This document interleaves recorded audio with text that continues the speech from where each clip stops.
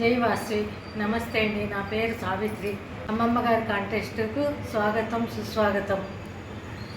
మనము చిన్నప్పుడు అమ్మమ్మ గారింటికి వెళ్తాం కదా, అది ఆ మెమరీ అంతా ఇప్పుడు వాసవి గారు మనల్ని మళ్ళీ అమ్మమ్మ గారింటికి తీసుకెళ్తా ఉంది. చిన్నప్పుడు అమ్మమ్మ గారింటికి పోవాలంటే ఎప్పుడెప్పుడు హాలిడేస్ వస్తాయా, ఎప్పుడెప్పుడు వెళ్దామా అని కాసుకొని ఉంటాం. మా నాన్నగారు కూడా, మాది ఎల్లనూరు, అమ్మమ్మ గారు. మా నాన్న తాడిపత్రి దాకా వచ్చి బస్సులో కూర్చోబెట్టి వెళ్ళేవారు. మా మేనమామ బస్ స్టాప్కి వచ్చి ఎల్లనూరులో కాచుకొని ఉండేవారు.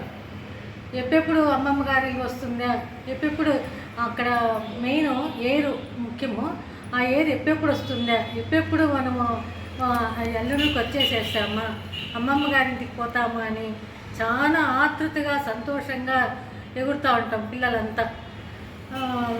మరి మా మేనమామ వచ్చి అమ్మమ్మ గారింటికి తీసుకెళ్తాడు. తీసుకెళ్ళిన తర్వాత అమ్మమ్మ ఎంత ఆనందంగా మమ్మల్ని ఎదురొచ్చి ముద్దులు పెట్టి ఎంతో ఆప్యాయతగా చూసుకునేది.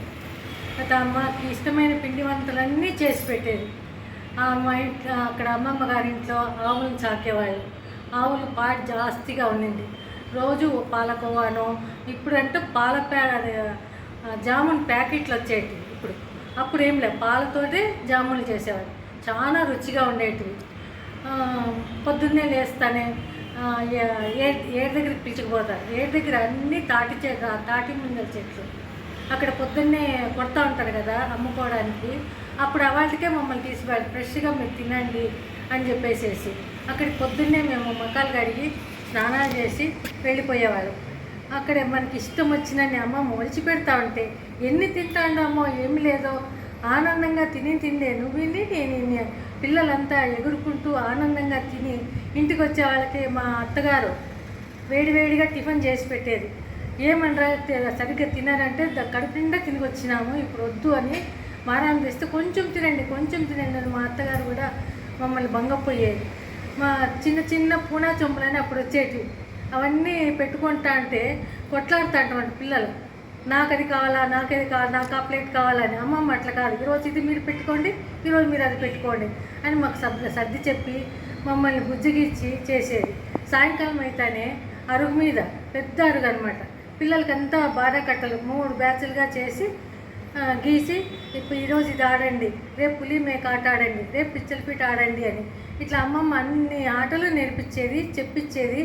అమ్మమ్మ ఒక బ్యాచ్లో కూర్చుంటే లేదు మా బ్యాచ్లో కూర్చో, లేదు మా బ్యాచ్లో కూర్చో అని చెప్పి మా అమ్మమ్మని మాకు కావాలని మేము బాగా కొట్లాడేవాళ్ళం.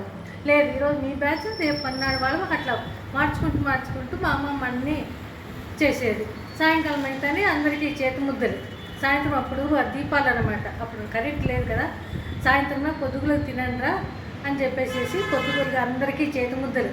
అప్పుడు కొత్త ఎండాకాలం కదా, కొత్త ఆవకాయ పెట్టింటారు. ఆవకాయ అన్నంతో తింటా ఉంటే చేతి ముద్దలు వేస్తుంటే ఎంత తింటాన్నామో కూడా మనకు అర్థం కాదు, అంతగా తింటాడు. నాకు ఫస్ట్ అని అంత హ్యాపీగా తింటా ఉంటాం. తర్వాత ఆవులు పాడి జాస్తి కదా, పెరుగు కూడా తోడేసేసి మరుసటి రోజు కారపొట్టు చేసేది. పెరుగు వెన్న మీగడ అన్నీ ఇష్టం వచ్చినట్లు తింటా ఉంటుంది. అప్పుడు తిన్నంత ఇప్పుడు పిల్లలు కూడా తినలేరు. ఇప్పుడంతా పిల్లలు సంబరాలు వేసుకొచ్చినారు. నాకు ఇప్పుడు 63 ఏళ్ళు.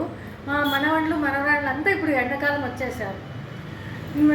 వాసవి గారు ఏం చేశారు, మమ్మల్ని అంతా చిన్నదాటికి అమ్మమ్మ గారికి తీసుకెళ్ళింది. చాలా చాలా సంతోషంగా ఉంది. దూడలు కూడా చెంగున ఎగిరేటివి. ఆ దూడలతోటి మేము ఎగిరేవాళ్ళం, పట్టుకోవడానికి వెళ్ళేవాళ్ళం. అవి చిక్కేటివే కాదు, అట్లా ఆడుకునేవాళ్ళము. బగాటి అంట, అదేమి ఇంకా చిన్న ఆటలన్నీ చాలా నేర్పించేది. రాత్రి అయితే వెన్నెల్లో పడుకోబెట్టి రోజు ఒక కథ చెప్పే వరకు మేము వదిలేవాళ్ళం కాదు. చెప్తా ఉంటే అట్లా ఇప్పుడు ఇంటర్లోకి జారుకునేవాళ్ళం. మళ్ళీ మార్నింగ్ సేఫ్టీకి లేయము. అమ్మమ్మ గారిలు కదా, ఇక్కడైతే స్కూల్కి పోవాలా, ప్రైవేట్కి పోవాలా, అన్నీ మనకి ఇవన్నీ ఉంటాయి. మనకు అక్కడేం లేదు కదా, హ్యాపీగా తినడము, ఎగరడము, పడుకోవడము. వాళ్ళు లేపి పడుకోలేనురా, లేస్తారులే అని అమ్మమ్మ చెప్పేది. లేచిన తర్వాత ఇష్టమైన టిఫిన్లు రోజు ఒక రకం చేసి పెట్టేవాళ్ళు. ఎంత హ్యాపీగా గడిచిపోయినాయంటే ఆ దినాలు. మళ్ళీ ఇప్పుడు అన్నీ నెమరేసుకుంటాను అనమాట. మా పిల్లలు కూడా ఇప్పుడు వచ్చినారు కదా, మేము ఇట్లా చేసింటిమి, ఇట్లా ఉంటుంది, అమ్మమ్మ ఆ ఆట నేర్పించింది, ఈ ఆట నేర్పించింది, ఇట్లా తిన్నాము, మీరు ఇవి తినరు, ఇప్పుడు ఈ ఆటలు ఆడరు, ఎప్పుడు వీడియో గేమ్ అంటారు, లేదా టీవీలో గేమ్స్ అంటారు. ఇట్లాంటి కాదు నేర్చుకోవాల్సినది. పరిగెత్తే ఆట, దాచిపెట్టుకునే ఆట, ఈ బారా కట్ట, పిచ్చల పీట, ఇవన్నీ ఆడుకోవాలి. చెస్సు, టెన్నికాయటు, ఇవన్నీ ఆడుకోవాలి. ఇట్లా ఆడుకుంటే ఎగురుతాము, మనకి చెమటంతా బయటకు వస్తుంది, ఆరోగ్యం కూడా బాగుంటుంది, ఆకలి వేస్తుంది, నిద్ర బాగా పడుతుంది. ఇట్లాంటివి కూడా మీరు కూడా నేర్చుకోవాలని చెప్పి మేము ఇప్పుడు మా మనవాళ్ళకి మనవాళ్ళకి కూడా చెప్పిస్తూ ఉంటాం కూడా.